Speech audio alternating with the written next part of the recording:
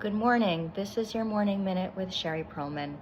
Today I'm going to talk about Asperger's syndrome, which used to be considered on the autistic spectrum and now has been eliminated from the DSM. But because I think that there's nuance between Asperger's and high-functioning autism, I'm going to include it in my talk. So here we go. The main difference between Asperger's and high-functioning autism is that with Asperger's, the main difficulty, the main challenge is social interaction, social awkwardness.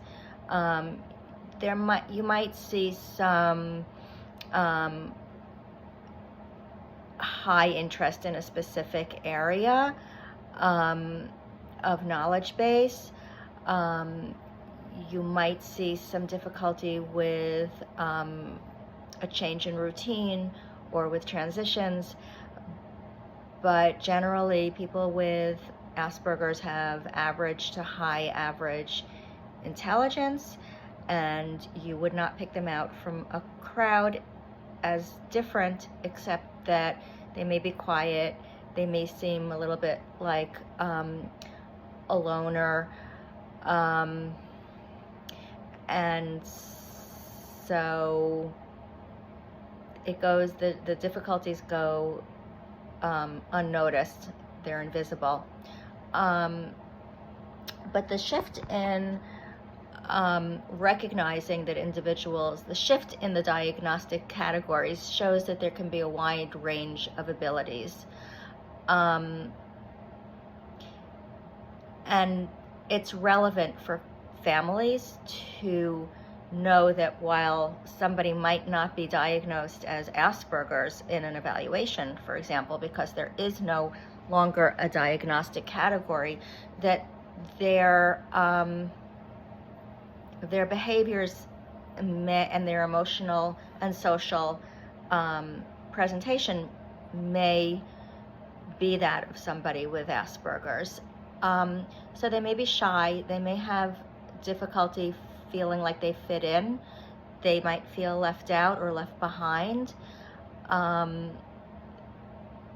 they may feel like they're not getting it.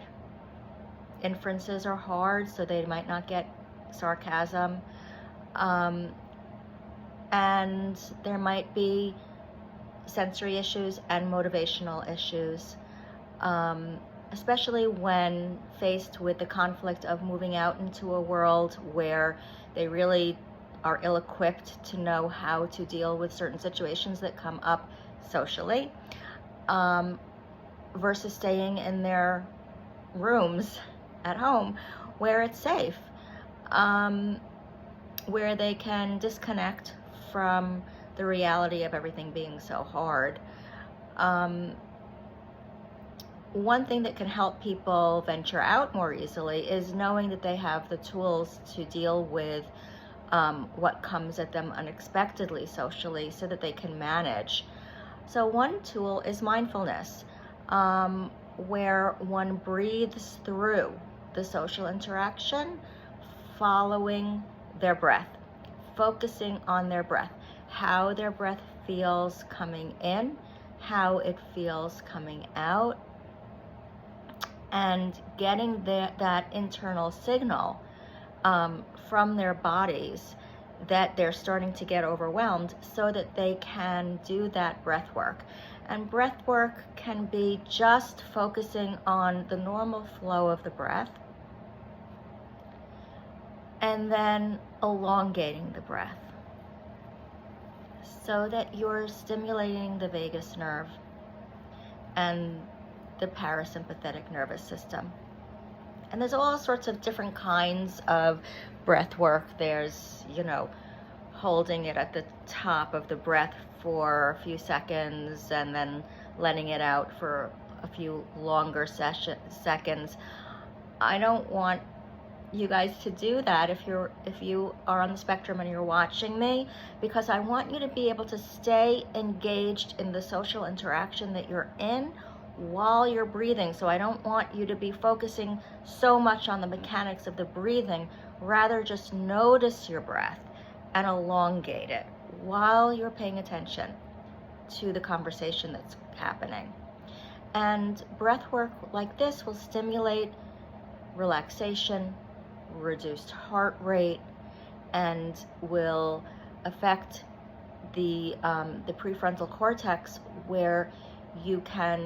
which will help you to self-regulate and also help you make decisions in how to interact. Because if you're not getting something that's happening in the moment, you may get anxious, and that cortisol that's released when you're anxious will block the prefrontal cortex from being able to think and figure out how to deal with something when you don't get an inference, or you don't get sarcasm, or you're not getting a joke.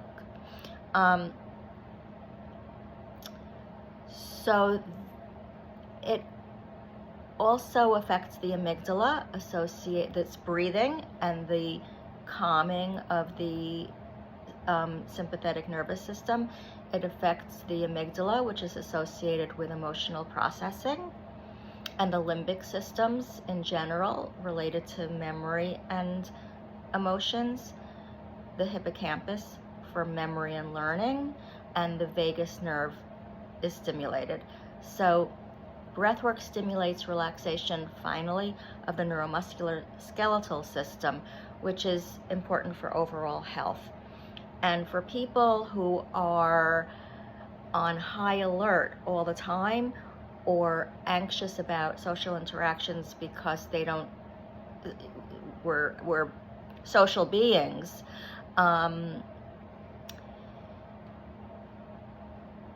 people can look like they have social anxiety. It's different. It's about the difficulty reading cues and understanding nuance. So breathing through and figuring out, okay, so what should I do? Should I clarify that? Should I laugh along? Should I say, wait, 1 second, I'm not sure what you meant? Or do you just go along with the flow and know you'll figure it out later? You'll process it later. So understanding and supporting people with these traits is essential for fostering inclusivity and helping them to thrive in various aspects of their lives. So if you happen to notice that your friend is sometimes not getting something or is on the quiet side, you can actually help without shaming them by just sort of like,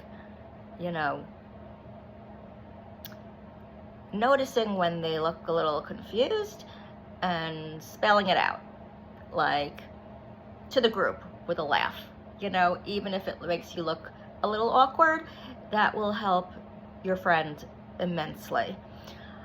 Okay, so have a wonderful day. I hope this was helpful. And next week, high functioning autism.